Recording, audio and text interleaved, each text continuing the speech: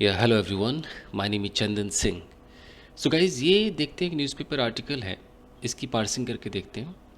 यहाँ लिखा है कि railways sacks 4 employees over runaway freight train. तो जैसा आप जानते हैं कि जो हेडलाइंस होते हैं गाइज, वो ज़्यादातर प्रेजेंट इंडेफिनिट में होते हैं। अब तक आपने बहुत देख लिया होगा। तो यहाँ पर जो ये सैक्स लिखा हुआ है, तो हम ऐसा समझें कि ऐसा हो गया है। इसमें लिखा है कि भाई जो रेलवेज है उसने, मतलब सैक्स का मतलब होता है कि किसी को आप नौकरी से हटा देते हैं, उसे हम सैक कहते हैं, जैसे आप फायर कर देते हैं, टर्मिनेट कर देते हैं। तो हम समझेंगे कि टर्मिनेट कर दिया। तो जो रेलवेज है उसने हटा दिया 4 एम्प्लॉयज़ को। यहाँ तक हो गया। किस मुद्दे पर हटाया, उस मुद्दे के लिए एक प्रैपोजिशन यूज़ होता है ओवर। ये हटाया तो किस मुद्दे पर ऐसा हुआ, तो ओवर क्या है, runway freight train. Run away freight train. अब रन अवे का मतलब एक्चुअली, वैसे तो रन अवे वर्ब होता है कि भाई, अगर मैं कहता हूँ कि यार कोई भाग गया तो समबडी रैन अवे हम कह देते हैं। रन अवे कई बार एडजेक्टिव का काम भी कर जाता है। तो रन अवे का मतलब होता है कि ऐसा जो निकल गया, जो भाग गया, तो उसको एडजेक्टिव के रूप में भी रन अवे होता है। आप कभी सर्च कर लीजिएगा गूगल वगैरह पे। तो एक किस चक्कर में हुआ ये 4 employees, runaway freight train. Freight train का मतलब होता है जो मालगाड़ी होती है ना, उसे फ्रेट ट्रेन कहते हैं। तो मालगाड़ी, जो भागी हुई मालगाड़ी, जो निकल गई, जो भाग गई, अब कैसे भागी, क्या हुआ, आगे देखेंगे। उस मुद्दे पर 4 लोगों को सैक कर दिया गया। ठीक है, अब आगे देखते हैं। चलिए गाइस, अब यहाँ से लेकर यहाँ तक जो है, इसकी पार्सिंग करके देखते हैं कि आखिर इसमें ऐसा क्या है जो समझ में नहीं आ रहा है, या इतने बड़े सेंटेंसेस क्यों है ये। देखिए, यहाँ लिखा है कि the Indian railways has terminated the services of 4 employees. आप बस ये देखो कि आपको फुल स्टॉप कहाँ पे दिखाई दे रहा है। In connection with an incident in which an unattended freight train traveled 70 kilometers with no one at the controls from Jammu to Punjab last month, officials aware of the development said on Sunday. Full stop यहाँ पर दिखाई दे रहा है guys. सोचो कि यहाँ से शुरू हुआ है, यहाँ पे फुल स्टॉप है। ये क्या तरीका है, ये एक कमाल का तरीका है। अगर ये आपने सीख लिया तो मज़ा आ जाएगा गाइस। तो इसकी पार्सिंग भी कीजिए और ये सीखिए भी। आइए पार्सिंग करते हैं, तोड़ कर देखते हैं। तो सबसे पहले बात करते हैं कि the Indian railways has terminated. Okay, तो अब ये हमारा क्या है, ये हेल्पिंग वर्ब है, ये हमारा मेन वर्ब है। तो हेल्पिंग वर्ब से पहले ये जो है द इंडियन रेलवेज, इसको हम सब्जेक्ट समझेंगे। ये हमारा सब्जेक्ट हो गया। ओके, तो और ये द इंडियन रेलवेज ये नाम है, ठीक है, इसलिए यहाँ पर हैज़ लगा दिया है। तो ये जो इंडियन रेलवेज है, इसने टर्मिनेट कर दिया। प्रेजेंट परफेक्ट टेंस का इस्तेमाल है कि इसने टर्मिनेट कर दिया, हटा दिया है। टर्मिनेट मतलब निकाल दिया, यहाँ तक तो कोई दिक्कत नहीं है। अब टर्मिनेट चूँकि हमारा वर्ब है, तो इस वर्ब के बगल में क्या होगा, ऑब्जेक्ट होगा। तो देखो क्या लिखा है कि द सर्विसेज ऑफ 4 एम्प्लॉयज़। अब इसको हमें ध्यान से देखना है कि टर्मिनेट हमारा वर्ब है, ये हमारा सब्जेक्ट है, ये हमारा वर्ब है। तो वर्ब के बाद ऑब्जेक्ट है। ऑब्जेक्ट क्या है, टर्मिनेटेड। अब हमेशा याद रखना गाइस कि जब आप वर्ब से सवाल पूछोगे ना, वर्ब से आपको 2 सवाल पूछना है। एक सवाल पूछना है व्हाट, दूसरा सवाल पूछना है whom। अगर व्हाट का कोई जवाब मिल गया, वो ऑब्जेक्ट है। अगर whom का कोई जवाब मिल गया, वो भी ऑब्जेक्ट है। और अगर दोनों का जवाब मिल गया तो दो ऑब्जेक्ट है। दो ऑब्जेक्ट से होते ही, एक डायरेक्ट ऑब्जेक्ट होता है, एक इनडायरेक्ट ऑब्जेक्ट होता है। तो इसमें हम कह रहे हैं कि भाई इंडियन रेलवेज ने टर्मिनेट किया, किसको किया, हम होम से सवाल कर रहे हैं, किसको किया। तो हमें जवाब में क्या आ रहा है, द सर्विसेज ऑफ 4 एम्प्लॉयज़, यानी कि 4 एम्प्लॉयज़ के सर्विसेज को किया। तो अब 4 एम्प्लॉयज़ के सर्विसेज को किया, तो यहाँ पर फिर होम नहीं सूट करेगा, यहाँ पर व्हाट सूट करेगा कि उसने टर्मिनेट क्या किया, सर्विसेज को किया। और सर्विसेज किसके थे, 4 एम्प्लॉयज़ के थे। अगर यहाँ पर होता है कि टर्मिनेटेड 4 एम्प्लॉयज़, तो होम का जवाब होता। अब मेरी बात समझ पा रहे हो। वर्ब से जो हम सवाल पूछते हैं कि क्या, अगर मैं कहता हूँ, ऐसे मैं आपको समझाता हूँ, ये व्हाट और होम जानना बहुत ज़रूरी है, सीख लीजिए। देखिए, अगर मैं कहता हूँ कि सोनू एट अ मैंगो, मुझे कैसे पता चलेगा कि ये मैंगो ऑब्जेक्ट है या ऑब्जेक्ट नहीं है? तो मैं इस एट जो है इससे सवाल करूँगा। मुझे दो सवाल पूछने, एक सवाल पूछना है व्हाट और दूसरा सवाल पूछना है whom। किसी का जवाब तो मिलेगा ना। तो मैं कह रहा हूँ कि भाई हे एट सोनू ने क्या खाया? तो जवाब में आ रहा है मैंगो खाया, यानी कि व्हाट का जवाब मिल गया, मतलब मैंगो मेरा ऑब्जेक्ट है। अगर मैं कह रहा हूँ हे एट सोनू ने किसको खाया, अभी मुझे whom का जवाब नहीं मिल रहा है। तो whom का जवाब नहीं मिल रहा है, ठीक है, तो whom वाला मतलब इस सेंटेंस के अंदर सिर्फ एक ही ऑब्जेक्ट है। अगर मुझे दोनों का जवाब मिलता तो दो ऑब्जेक्ट्स होते। अगर मुझे सिर्फ whom का जवाब मिलता तो एक ऑब्जेक्ट होता। व्हाट का जवाब मिल रहा है तो एक ऑब्जेक्ट है। जैसे एक और दिखाता हूँ, अगर मैं कहता हूँ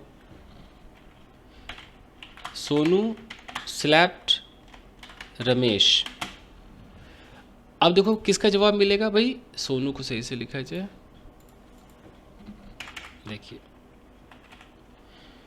अब मैं कह रहा हूँ कि सोनू स्लैप्ड रमेश, यानी कि सोनू ने थप्पड़ मारा रमेश को। अब मैं पूछ रहा हूँ व्हाट से पूछूंगा तो क्या व्हाट का जवाब मिल रहा है? सोनू ने क्या थप्पड़ मारा, नहीं मिला। लेकिन सोनू ने किसको थप्पड़ मारा, whom से पूछूंगा तो जवाब में आ रहा है रमेश, यानी कि हाँ ये मेरा ऑब्जेक्ट है। तो कभी व्हाट का जवाब आपको मिलेगा, कभी whom का जवाब मिलेगा, और कई बार दोनों ही जवाब मिल जाते हैं। जैसे एग्जाम्पल के तौर पे अगर ऐसे मैं कहता हूँ कि सोनू गेव मोनू 100 रुपीज़, अगर मैं ऐसे कहता हूँ तो अब देखना जवाब, इस गेव से पूछ रहा हूँ कि हे गेव सोनू ने क्या दिया, व्हाट, सोनू ने क्या दिया, तो क्या जवाब मिल रहा है 100 रुपीज़, तो 100 रुपीज़ भी ऑब्जेक्ट है। हे गेव सोनू ने किसको दिए 100 रुपीज़, तो मोनू को दिए। अगर मैं whom से सवाल करूँगा किसको दिए, तो जवाब में आ रहा है मोनू, यानी कि मेरे दो दो ऑब्जेक्ट्स हैं। Getting the point? तो ऐसे हम ऑब्जेक्ट का फैसला करते हैं दोस्तों। आइए देखते हैं। तो यहाँ पर फिर से देख लीजिए कि इंडियन रेलवेज ने टर्मिनेट किया। अगर मैं ऐसे पूछता कि किसको टर्मिनेट किया और सिर्फ लिखा रहता 4 एम्प्लॉयज़, तो ये whom का जवाब मिलता है। लेकिन यहाँ है कि टर्मिनेट किया, क्या टर्मिनेट किया, सर्विसेज टर्मिनेट कर दिए, उनकी ड्यूटी को टर्मिनेट कर दिया। किसके ड्यूटी को, तो यहाँ प्रेपोजिशनल फ्रेज लगा है कि ऑफ 4 एम्प्लॉयज़, 4 कर्मचारियों की ड्यूटी को टर्मिनेट कर दिया। क्लियर है? अच्छा, अब देखिए क्या है, अब है फिर यहाँ पर लगा दिया इन कनेक्शन विद, ये बहुत ध्यान दीजिएगा, बहुत यूज होता है, in connection with an incident. तो पहले यहाँ तक देखते हैं इन कनेक्शन विद क्या होता है।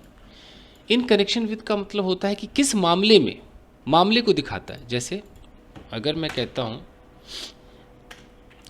हूँ कि पुलिस हैव अरेस्टेड 5 पीपल, तो इसका मतलब है कि भाई पुलिस ने 5 लोगों को अरेस्ट कर लिया।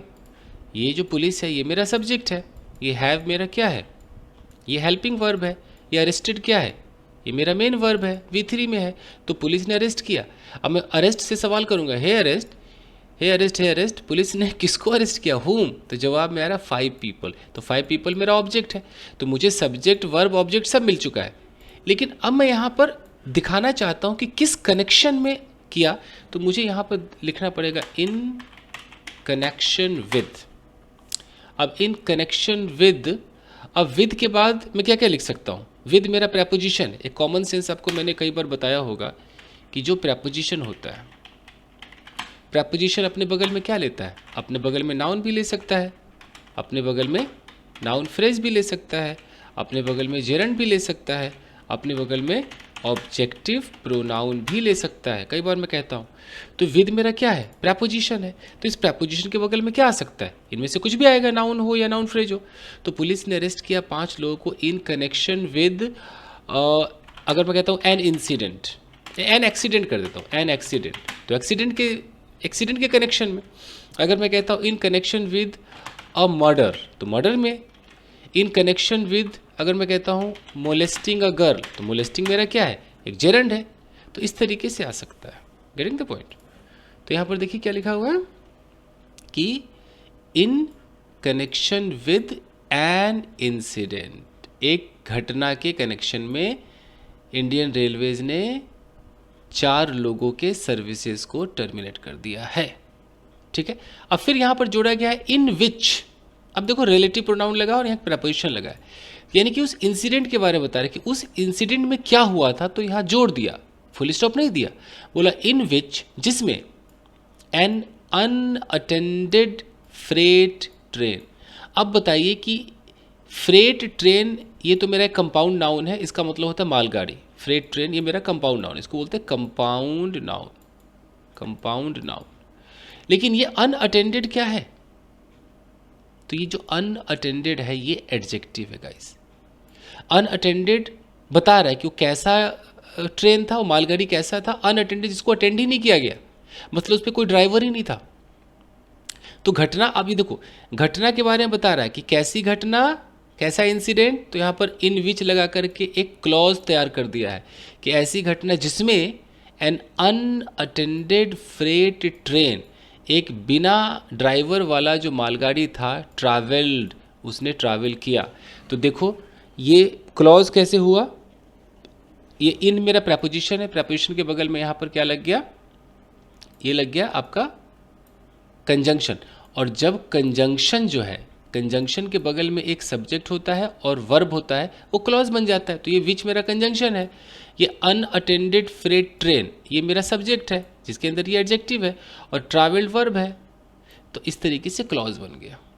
तो पूरा समझ गए कि इंडियन रेलवेज ने टर्मिनेट कर दिया है 4 कर्मचारियों के सर्विसेज को, किस मामले में, in connection with an incident, एक घटना के मामले में।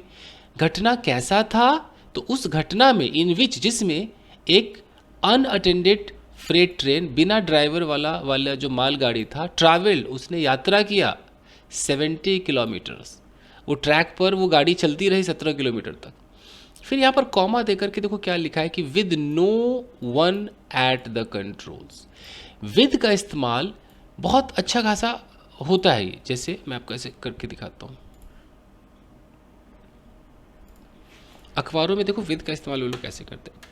जनरली आप लोग विद क्या जानते हो, आप लोग बस विद का हिंदी में क्या जानते हो, विद का मतलब कहते हो कि के साथ, और क्या क्या ऐसे बोलते हो। ज़्यादातर आप विद के साथ क्या बोलते हो कि with him, you know, with my father, छोटा मोटा आप लोगों को बोलना आता है, with my father, with my mother, mummy के साथ, पापा के साथ, ऐसे बोलते हो। अखबारों में देखो ऐसे भी यूज होता है।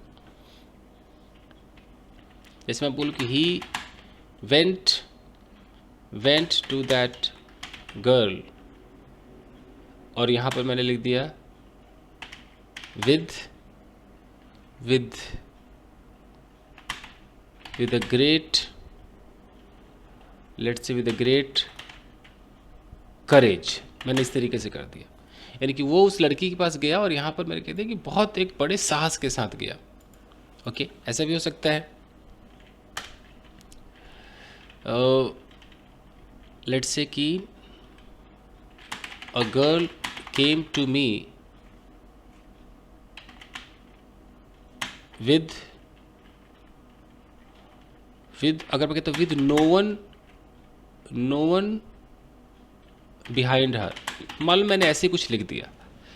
मैं बस दिखाना चाह रहा हूँ कि अखबार कैसे लिखता है। मैंने कहा कि अ गर्ल केम टू मी, एक लड़की मेरे पास आई, और मैं अगर कहता हूँ कि with no one behind her, ये कहने का मतलब है कि उसके पीछे कोई नहीं था, यानी कि जब वो मेरे पास आई उस वक्त उसके पीछे कोई नहीं था। ऐसे मीनिंग भी दिए जाते हैं। तो अखबार विद के साथ बहुत खेल खेलता है। ओके, कोई ऐसा भी लिख देगा कि लेट्स से कि with completing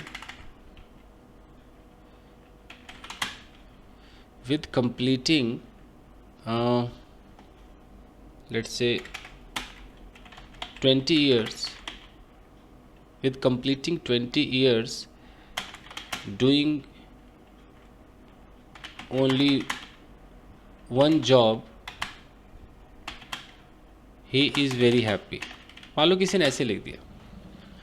अब इसका क्या मतलब है कि वो बहुत खुश है, किस चीज़ के साथ खुश है, विथ कंप्लीटिंग 20 ईयर्स, 20 साल कंप्लीट करने के साथ, वो भी डूइंग ओनली वन जॉब, एक ही जॉब करते हुए 20 साल कंप्लीट करने के साथ वो बहुत खुश है। तो ऐसे भी लिखे जाते हैं। विद से बनते हैं, कुछ बाई से बनते हैं, बाई में जेरंड लगाकर बनते हैं। तो ये एक तरीका है प्रपोजिशन के साथ खेलने का गाइस।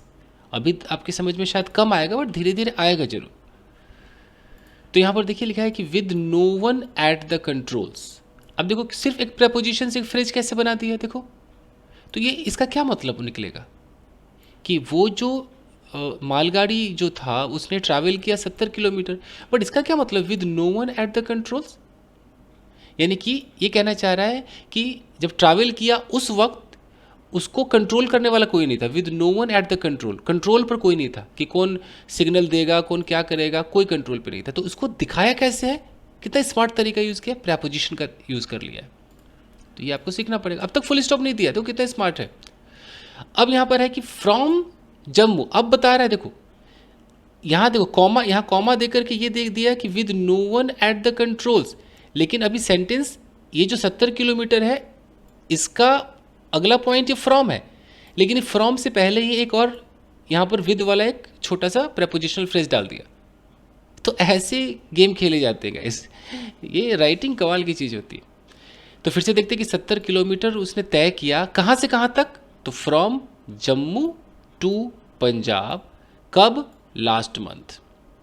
फिर यहाँ पर कॉमा देकर लिखा है कि officials aware of the developments said on Sunday. अब यहाँ ध्यान से देखो, ऑफिशियल्स ये मेरा सब्जेक्ट है, ओके। अब सेड मेरा वर्ब है, ये मेरा वर्ब है, लेकिन ये क्या है, अवेयर ऑफ द डेवलपमेंट्स, ये बीच में क्यों डाल दिया, सब्जेक्ट और वर्ब के बीच में ये दीवार क्यों, ये कबाब में हड्डी क्यों, इसको भी देख लीजिए। तो अब इसका तरीका क्या है, देखिए। जैसे अगर मैं ऐसे कहता हूं,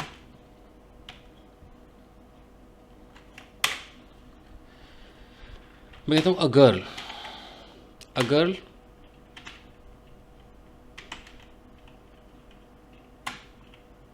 टोल्ड मी एवरीथिंग।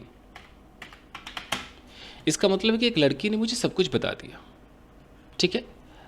अब मैं यहां पर कहना चाहता हूं कि अ गर्ल जो उस पूरे मामले के बारे में जानती थी, जो अवेयर थी, तो मैं क्या करूंगा, क्लॉज का पहले सहारा लूंगा कि अ गर्ल, मैं यहां पर एक रिलेटिव प्रोनाउन लगाऊंगा हु, मैं लिखूंगा girl who was aware of the entire incident told me everything. तो ये जो आप देख रहे हो कि who was aware of the entire incident, ये मैंने क्लॉज लगा दिया। इसे बोलते हैं एडजेक्टिव क्लॉज। ये बनते हैं रिलेटिव प्रोनाउन से। लेकिन मेरे पास एक और तरीका है कि जब मैं एडजेक्टिव क्लॉज को छोटा करूंगा, रिड्यूस करूंगा, तो फ्रेज में कन्वर्ट हो जाएगा। तो कैसे होगा, अ गर्ल, अब मैं यहाँ से क्या करूंगा, हु वॉज को हटा दूंगा, तो क्या बना, a girl aware of the entire incident told me everything. बन गया ना, ये aware of the entire incident, ये छोटा फ्रेज बन गया। तो देखिए बहुत ही कमाल की चीज़ है ये, सालों लगते हैं गाइस, ये सीखने में सालों लग जाते हैं। तो यहाँ पर अब समझ में आ गया कि वो ऑफिशियल्स जो अवेयर थे ऑफ द डेवलपमेंट्स, जो जो डेवलपमेंट हुआ उसके बारे में जो जानते थे, उन्होंने सब कुछ कह दिया। कब कहा, संडे को कह दिया। तो ये था बहुत ही छोटा सा, अभी मैं पार्सिंग बहुत ही छोटा लाया हूँ, क्योंकि अभी आप लोग क्या करते हो ना, वीडियो को अभी ढंग से लाइक नहीं आता वीडियो पे, अभी वीडियो ज़्यादा प्रमोट नहीं होता है। तो अब भाई, अब ताली तो दोनों हाथ से बजती है ना, तो थोड़ा सा आप भी मेहनत कीजिए। आप जितना लाइक करेंगे, जितना इस वीडियो को आप शेयर करेंगे, वायरल करेंगे, उतनी ही जल्दी मैं प्रोग्राम चलाता रहूँगा, ठीक है। तो बाकी आपके ऊपर डिपेंड करता है। थैंक यू वेरी मच, मिलते हैं अगले एपिसोड में। अगर पसंद आया तो बोलिए, आप जो जैसा मैं कहता हूँ वैसा कीजिए ना, लाइक कीजिए, आगे बढ़ाइए, मैं ये वीडियो आपको देता रहूँगा, सिखाने की गारंटी मेरी है। Thank you guys.